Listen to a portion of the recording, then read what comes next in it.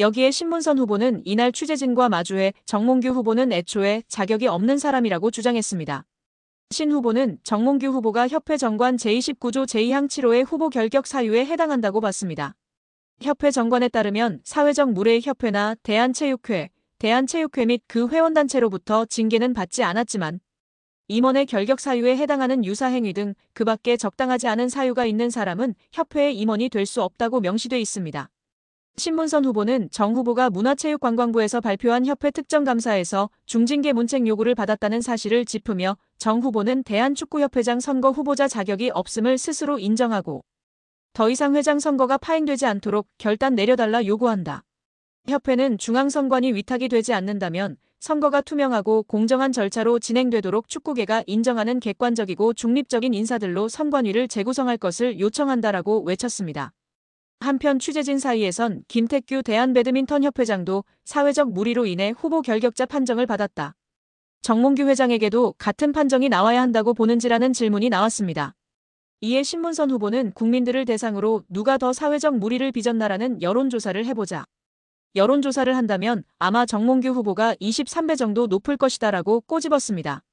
또 신문선 후보는 만약 정몽규 회장이 당선된다면 문체부가 승인할까라고 되물으며 결국 검찰 수사 과정까지도 치닫지 않겠느냐라는 생각이다. 지난 12년 동안 협회를 이끌면서 작은 흠결이 있지만 명예스럽게 떠나는 모습도 기대하고 있다라고 전했습니다. 한편 신문선 후보는 허정무 후보와 마찬가지로 이번 선거를 중앙선거관리운영회에서 맡기를 희망하고 있습니다. 신 후보는 만약 중앙선거위에서 진행한다면 공정하고 투명한 선거가 진행될 수 있을 것이라고 내다봤다. 다만 위탁할 수 없는 돌발 상황이 발생한다면 어떻게 공정한 선거위를 새롭게 꾸밀지 검토 후 추가 입장을 밝히겠다고 예고했습니다. 여기에 대한축구협회가 신청한 특정감사 재심의가 기각됐습니다. 이에 따른 감사 후폭풍이 시작될 것으로 보입니다. 문화체육관광부는 2025년 1월 2일 대한축구협회가 신청한 특정감사 재심의에 대해 기각을 결정해 통지했다라고 밝혔습니다. 앞서 문체부는 27건의 위법 및 부당사항들에 대해 축구협회에 징계, 시정, 주의제도 개선 등을 요구했으며 합리적인 개선 방안을 마련하도록 통보했습니다. 축구협회는 이에 대해 재심의를 신청했고 문체부는 감사심의위원회를 개최해 7개 안건에 대한 심의 후 최종적으로 모두 기각했습니다. 재심의가 받아들여지지 않으며 축구협회는 한 개월 내 징계에 대한 징계 의결 뒤 결과를 통보해야 하며 제도 개선이나 시정 조치에 대해서는 2개월 내에 문체부에 알려야 하는 상황입니다. 문체부는 최종 감사 결과 발표 당시 감독 선임 과정, 징계 축구인 기습 사면 및 철회, 천안축구종합센터 건립보조금 허위 신청 등에 대한 책임으로 자격정지 이상 중징계를 요구했습니다. 더불어 문체부는 김정배 부회장, 이임생 기술총괄이사 등에게는 홍명보 현 국가대표팀 감독 선임 과정에 책임을 물어 자격정지 이상의 중징계를 요구했습니다. 이어 홍명보 감독에 대해서는 전력강화위원회를 통한 재선임을 통보, 계약 유지 혹은 해지 여부 등에 대해서는 협회의 자율에 맡겼습니다. 문체부 관계자는 이번 축구협회의 재심의 신청 기각에 대해 해당 내용을 다시 살펴본 결과 문제가 없다고 판단했다. 중징계 정몽규 회장, 김정배 부회장, 이임생 이사의 자격정지 이상의 징계와 관련해서 축구협회가 한 달 내로 통보해야 한다. 이후 문체부는 이행 여부를 들여다볼 것이다. 이행감사 또한 이뤄진다라고 전했습니다. 축구협회의 감사 후폭풍이 이어질 것이라고 알렸는데요. 문체부 관계자는 축구협회의 대한민국 천안축구종합센터 건립 관련 차입금, 실행과 보조금 집행과 관련해 국고보조금 부정수급이 있었다. 보조금 환수 절차를 밟을 예정이다. 보조금 56억 원 전체가 환수 대상인지 여부 또한 따져 물을 예정이라고 말했습니다. 이어 보조금 환수 절차와 함께 이에 따른 제재 과징금이 내려질 것이다. 과징금은 환수금의 5배이다라며 국가사업에도 배제될 가능성이 있다. 한 해 축구협회에 370억 원의 지원금이 나간다.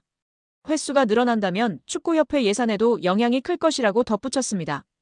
또한 국회 국정감사에서 제기된 HDC 현대산업개발 직원의 부적정한 축구협회 파견 의혹 등에 대한 감사는 여전히 진행 중입니다. 문체부는 해당 감사 또한 곧 공개할 예정이라고 밝혔습니다. 이로 인해 축구계에서는 걱정이 이만저만이 아닌데요. 최악의 상황을 걱정하고 있습니다. 최악의 상황이라 함은 보조금 환수 절차와 함께 이에 따른 제재 과징금이 내려질 것이기 때문입니다.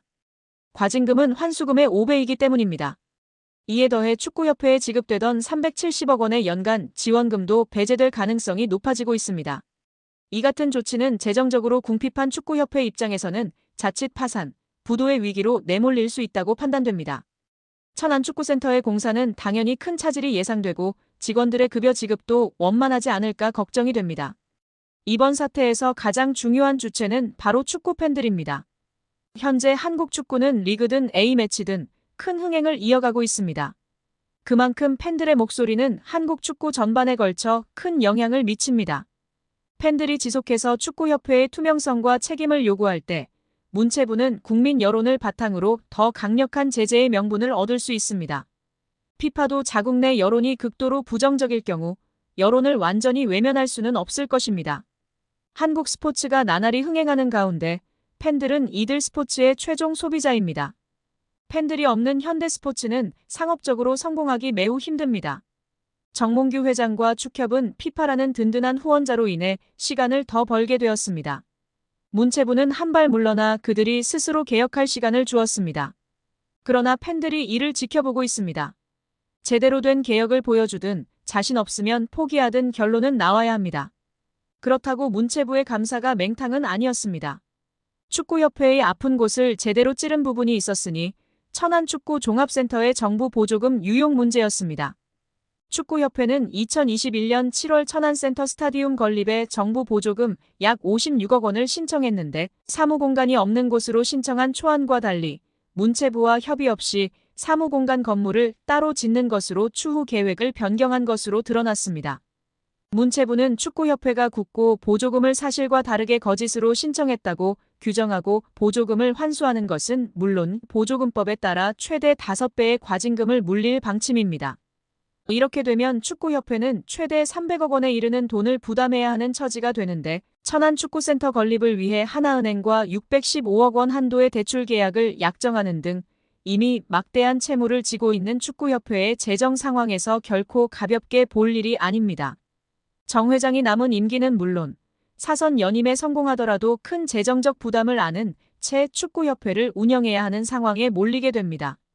문체부 고위 관계자는 아직 굳고 보조금 관련 어느 정도 과징금이 책정되는지 정확히 결정된 것은 없다.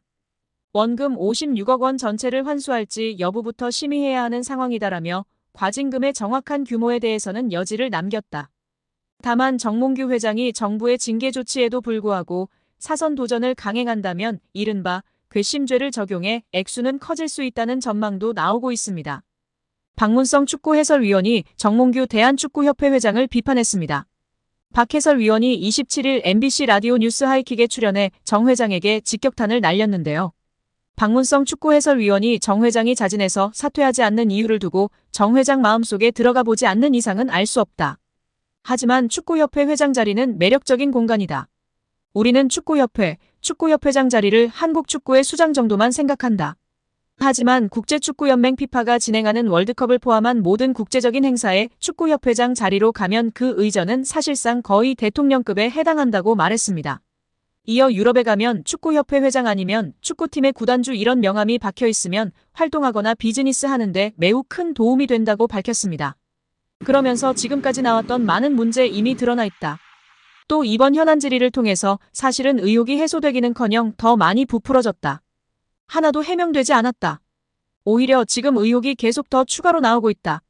특히 홍명보 한국축구대표팀 감독 선임의 절차와 과정에 모든 것들이 다 불공정했다는 이야기들이 이미 다 어느 정도 나왔다.